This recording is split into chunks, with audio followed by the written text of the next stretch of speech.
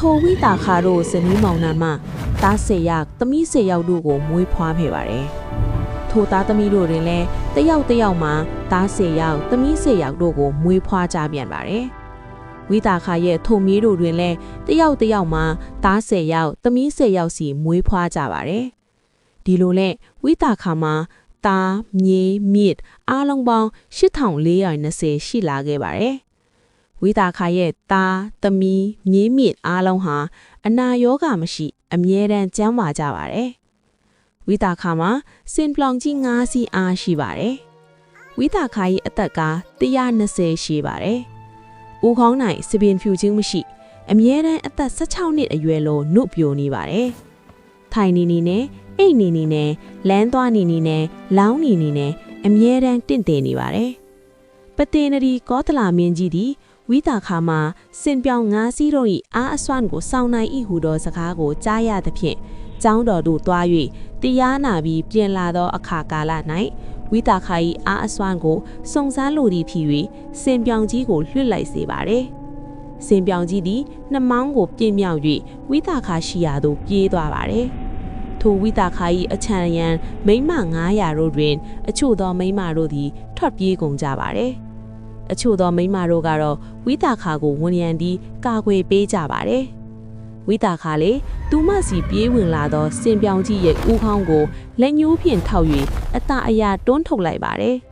စင်ပြောင်ကြီးလည်းအားကြီးမမြလွန်း၍မြေပြင်ပေါ်ဖင်ထိုက်လဲသွားပါတယ်ဝိတာခါသည်မဟာလတာတန်စာကိုစင်ရင်လျက်အချွေရံများနှင့်အတူကျောင်းသို့သွား၍တန်စာတို့ကိုချွတ်ပြီးလျင်အပေါ်အောင်အမွေထင်အထုပ်ကိုထုတ်၍ကျွတ်မအားဤပဒါထုပ်ကိုယူခဲ့လောဟုပေးလေ၏ဝိတာခါသည်ကျောင်းတော်သို့သွားသည်ရှိသောဤထိုသဘောရှိသောအဖိုးများစွာထိုက်တန်သောဦးဟောင်း၌ဆွတ်၍ခြေဖနှောက်တိုင်စီရင်အပ်သောတန်စာကိုစီရင်ဝတ်စားလျက်ကျောင်းတော်သို့ဝင်ခြင်းကမသိမလျော်ပါတကားဟုကြံမိသဖြင့်ထိုတန်စာကိုချွတ်၍အထုပ်ကိုပြု၍မိမိကောင်းမှုကြောင့်သာဖြစ်ပေါ်လာသောစင်ပြောင်9စီးအားကိုစောင်းနိုင်သောကျမ၏လက်၌ပေးအပ်လိုက်ခြင်းဖြစ်ပါတယ်ထိုကျမသည်သာလျှင်ထိုတန်စာကိုစောင်းယူခြင်းကစွမ်းနိုင်တဲ့ထိုကြောင့်ကျမကိုအမိဤမဟာလတာတန်စာကိုယူထားအောင်လော့ဖျားရှိအထံတော်မှပြန်လာသောအခါကျမှထိုတန်စာကိုစင်ရင်အံ့ဟုဆိုလေ၏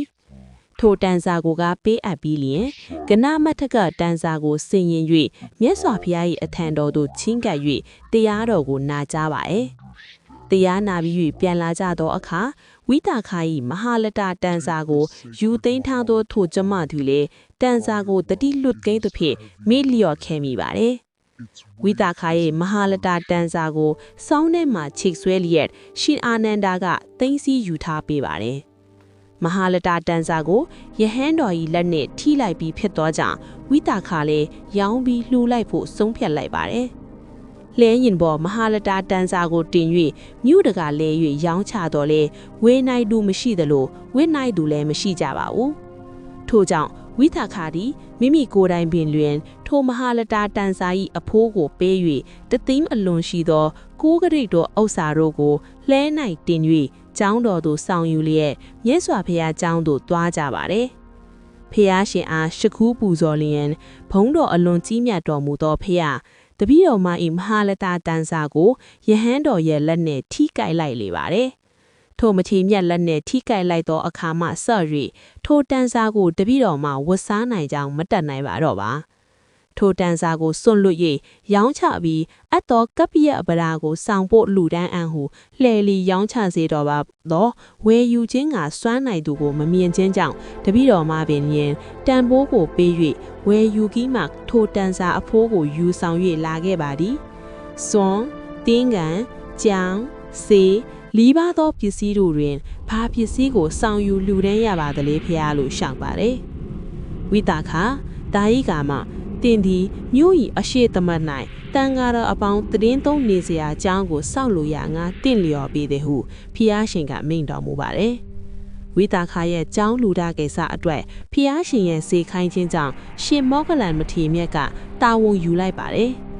ထိုရှင်မောဂလန်ဤတန်ကိုအာနုပေါပြောင်းကျောင်းဆောင်ရန်လိုအပ်သောတစ်သားကြောက်တော်ပြီးလဲရီမင်းယူလာကြပြီးအမြန်ပြည့်စုံတဲ့၍ ဘုံ20ရှိသောပြာတာကျောင်းကြီးကိုစောက်လုပ်ကြလေကုန်သောအောက်ထက်ပုံစစ်၌လေတိုက်ခန်း900တို့ကလန်းအထက်ထပ်ပုံစစ်၌လေတိုက်ခန်း900တို့ကလန်းဤသို့တိုက်ခန်း1000တို့နှင့်အစအပ်သောပြာတာကျောင်းတော်ကြီးကိုစောက်လုပ်နိုင်ခဲ့ပါတယ်။ကျောင်းနမေကိုတော့ကျောင်းဝင်းတစ်ခုလုံးပန်းများစွာစောက်ထားသောကြောင့်ပုပ္ဖာရုံကျောင်းလိုကပီးတက်လိုက်ကြပါတယ်။ဝိတာခါဒီမြတ်စွာဘုရားကိုမိမိ၏ကျောင်းသို့ပြင့်ဆောင်၍ဘုံတော်အလွန်ကြီးမြတ်တော်မူသောဖျားတပည့်တော်မှဤမိုးလီလာပတ်လုံးယဟန်တန်ကတော့အပေါင်းခေါ်ယူတော်မူခဲ့သဖြင့်ဤကျောင်းတော်နိုင်လျင်တည်င်းသုံးတော်မူပါပြာတာပူဇော်ပွဲသဖြင့်ကျောင်းသားလူပွဲကိုပြုလုပ်လိုပါသည်ဖျားလို့ပဋိညာကိုယူပါတယ်မြတ်စွာဘုရားလည်းခွင့်ပြုပါတယ်